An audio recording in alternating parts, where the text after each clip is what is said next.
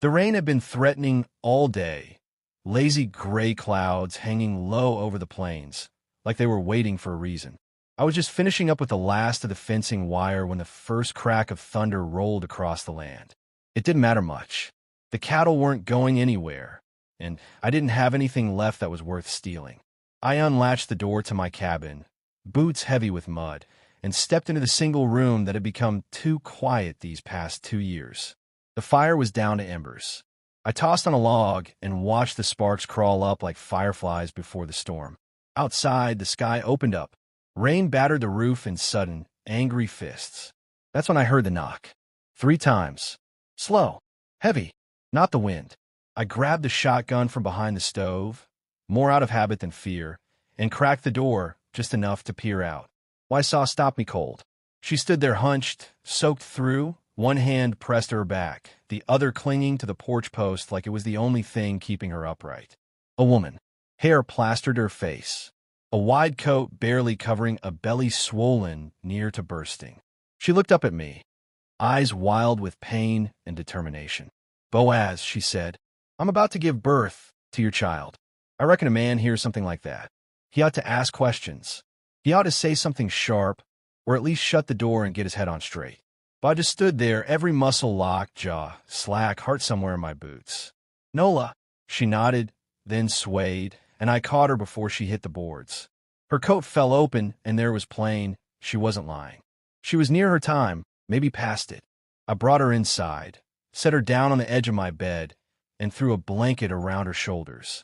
Her hands were ice. I stoked the fire high and lit the lantern. She hadn't changed much, not in the ways that mattered. Maybe thinner, eyes sharper, like someone who'd outrun more than just bad weather. "I thought you were dead," I said, once the silence got too thick. "I tried to be," she answered. "Didn't take." Back when I was younger, meaner with drink and kinder with words, I met Nola Hargrove on the trail outside Abilene. She was singing for meals, pretty enough to draw a crowd, bold enough to knock a drunk flat if he got handsy. I'd shared a bottle and a cot with her one night under a freight tent, and that was the end of it. Or so I thought. That was before my wife, before I settled this land. Before I buried her under the cedar tree and learned what real silence tasted like. "I didn't know," I said. "You never wrote. Never sent word. I didn't have an address for you. Didn't even have a name till last winter. Then I heard about a rancher out near the Cimarron who lost his wife and wouldn't speak a word to another soul." She paused, her breath hitching. "I hoped it was you. I prayed it wasn't." She leaned back and winced. "A contraction," I guessed. She gritted her teeth and squeezed her eyes shut until the pain passed. I saw the tremble in her arms and the way she curled protectively around her belly. The sight of it made something break loose in me, something small and sharp I'd locked away when I buried Ellie. "You need help," I muttered, grabbing a basin and a clean rag. "There's no doctor within 20 miles. You waited too long." "I didn't mean to wait," she said, eyes flicking up. "I was run out of 2 towns. Folks don't take kindly to a woman on her own, especially one carrying what they think ain't right. You think I'm going to judge you?" She looked at me then, and for a long second I saw the girl she'd once been, brave, scared, full of fire. "I think you're the only one who wouldn't." I moved around the room like my boots were full of stones. Everything felt too small, too slow. The storm outside howled like a coyote circling meat. I boiled water, spread sheets, cleared space on the floor. I try not to think about the last time I'd done this. Ellie had screamed until her throat bled. The baby never cried. Nola didn't scream. She bit down and bore it like she'd done it before, or like she knew nobody would come if she did. She grabbed my wrist and pulled me close, her eyes fierce. "Boaz," she said through her teeth, "I don't want anything from you. Not money, not pity. If something happens to me, just don't let her be alone." The weight of that hit harder than the storm. "I won't," I said. "You have my word." She nodded once. Then her body jerked with the next wave of pain, and the world narrowed to that small room, the sweat on her brow, and the heartbeat of something new trying to be born.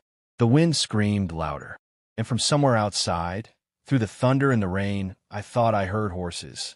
More than one, but I didn't move from her side. Not yet. There was too much at stake inside these walls. and whatever was waiting out there could damn well wait its turn. Nola's breathing came fast and shallow, each gasp edged with panic, no matter how steady she tried to be. I knelt beside her, soaking rag in hand, sweat gathering on my own brow though the room was cold from the storm seeping through the logs. Her fingers clutched the edge of the mattress like she meant to tear it apart. "You've done this before?" I asked, voice low, more out of nerves than necessity. She shook her head. "Once. Long time ago. Didn't make it far." Her lips twisted into something like a smile, but it didn't last. Didn't know what to expect then. Wish I didn't know now. She arched again, crying out softly this time, not from weakness, but from trying to spare us both the sound. I wanted to tell her she didn't have to be brave for me, but it felt like too much and not enough to say. The cabin smelled of smoke, rain, and blood.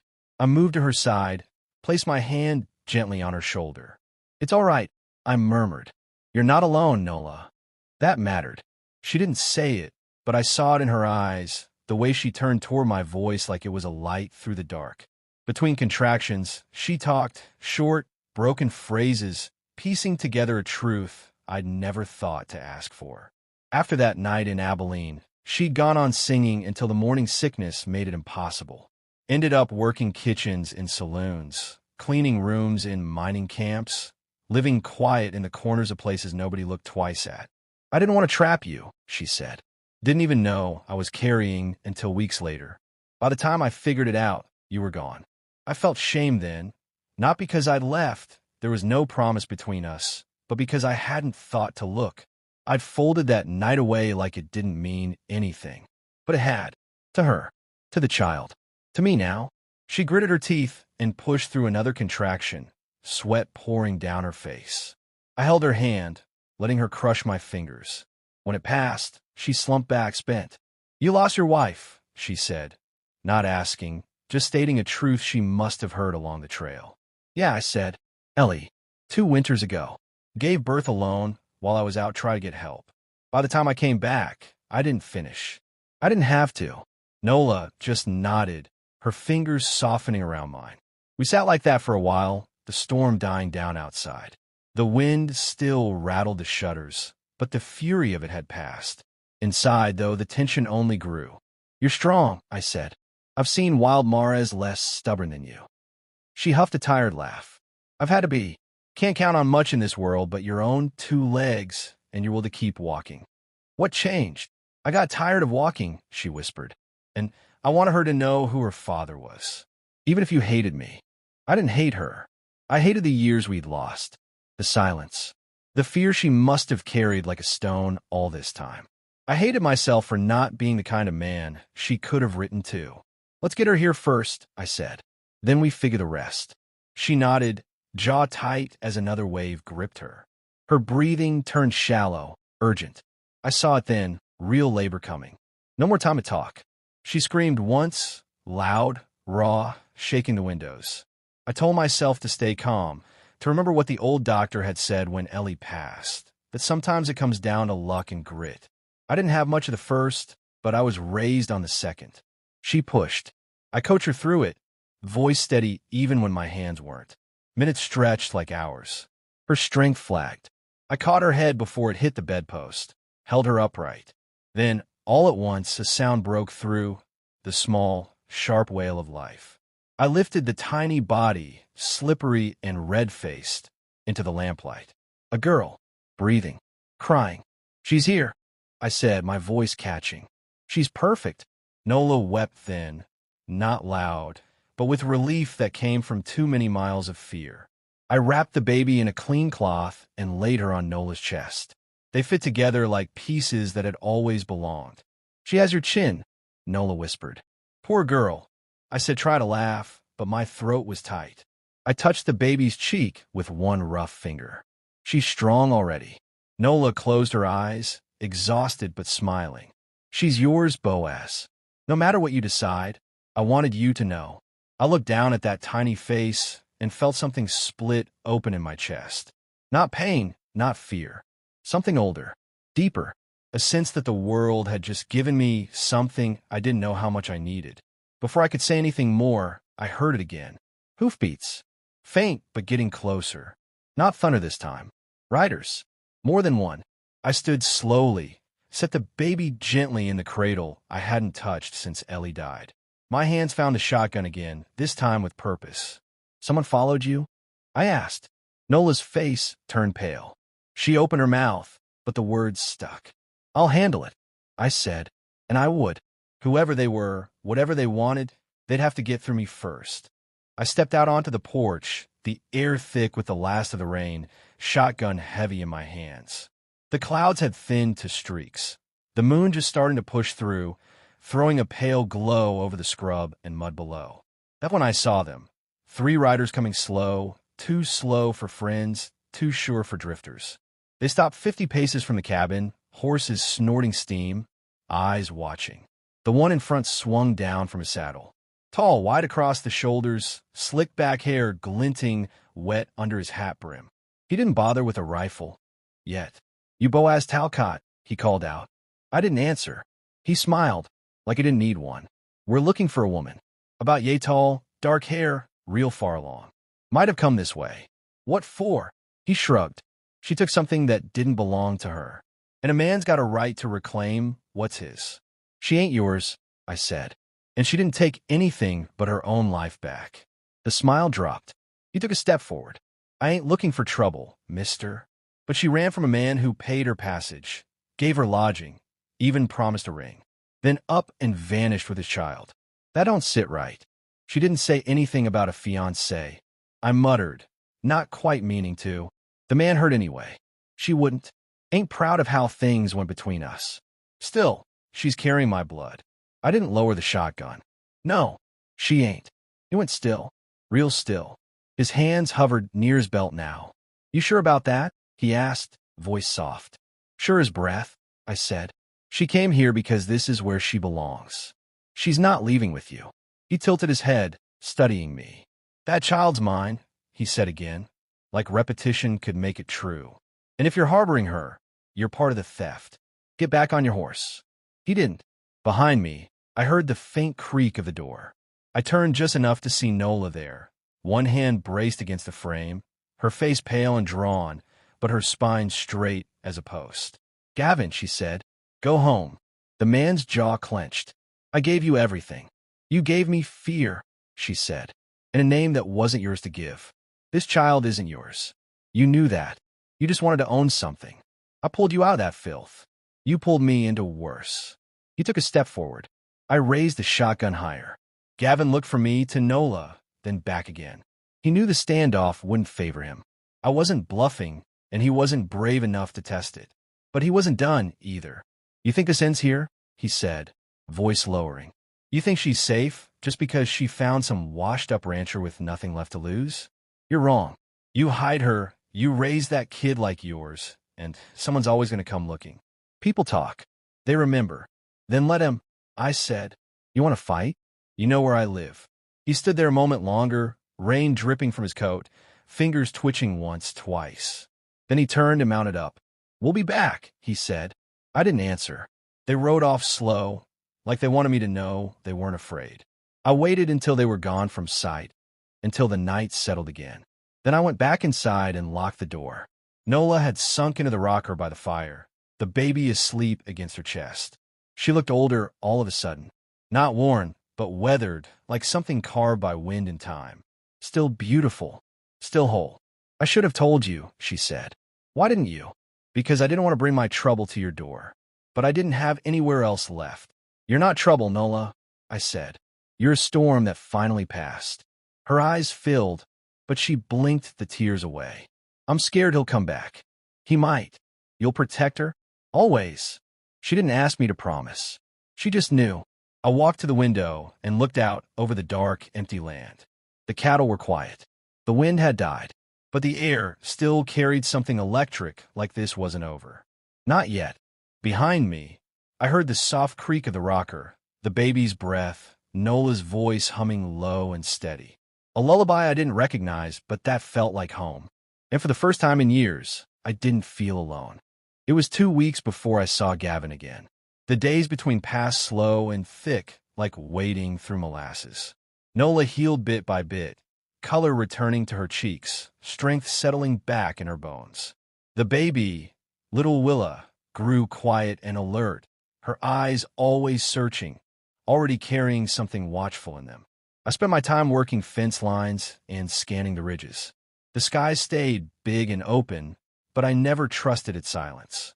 I kept a shotgun by the door and a pistol under the table. Nola never asked if I was being paranoid. She knew better than most what kind of man Gavin was. We didn't talk much about what came next. There wasn't time for maybes.